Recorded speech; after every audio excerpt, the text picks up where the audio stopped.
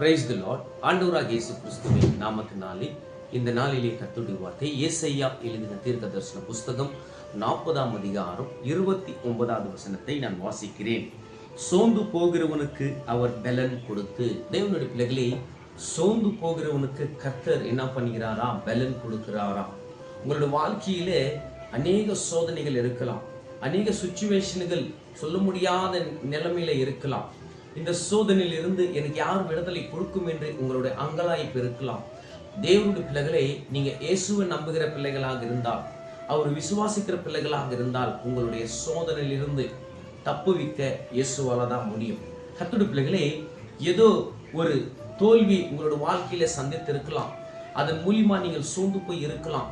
என் வாழ்க்கை அவ்வளவுதான் என்று நீங்கள் எண்ணிக்கொண்டு இருக்கலாம். கர்த்தருடைய பிள்ளைகளே, நீங்க அப்படி நினைக்கலாம். ஆனா தேவன் உங்களுடைய மேல வைத்திருக்கிற திட்டம் பெருசுங்க. உங்களுடைய வாழ்க்கை சோதனை வந்துச்சுனாக்கா, என் வாழ்க்கையில என்னை யாருமே எழுப்ப முடியாது என்று எண்ணாதீங்க.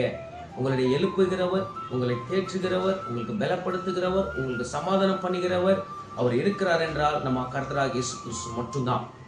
உங்களுடைய வாழ்க்கையில சோதனையில இருக்கும் போது எந்த ஒரு மனுஷன் உங்களை தேற்றவில்லை, மனுஷன் உன்னை பலப்படுத்தவில்லை.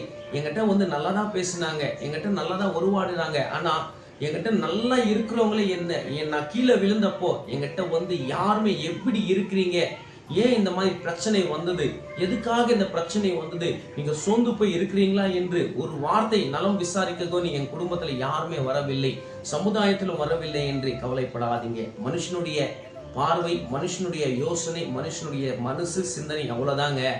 நம்ம நம்பி வாழ்கிற ஒருவர் இருக்கிறார் என்றால் கர்த்தராகிய இயேசு கிறிஸ்து மட்டும்தான். தேவனுடைய வார்த்தையை நம்பி மட்டும் வாழ வேண்டும். இன்னைக்கு நீங்க எப்படியாப்பட்ட சோதனை எல்லாம் இருக்கட்டும், கர்த்தருடைய பிள்ளைகளே, நீங்க அவரை நம்பி வாழுங்க, அவர் விசுவாசத்து வாழுங்க. கண்டிப்பாக அந்த சோதனையிலிருந்து விடுதலை கொடுத்து உங்களை தேற்றி பலப்படுத்தி ஆசீர்வதிக்க என் தேவனால தான் கூடும் என்று நான் விசுவாசிக்கிறேன். கர்த்தர் இந்த வார்த்தை மூலியமா உங்களோட பேசினார் என்று விசுவாசிங்க. கர்த்தர் தாமே உங்களை ஆசீர்வதிப்பாராக. ஆமென், ஆமென், ஆமென்.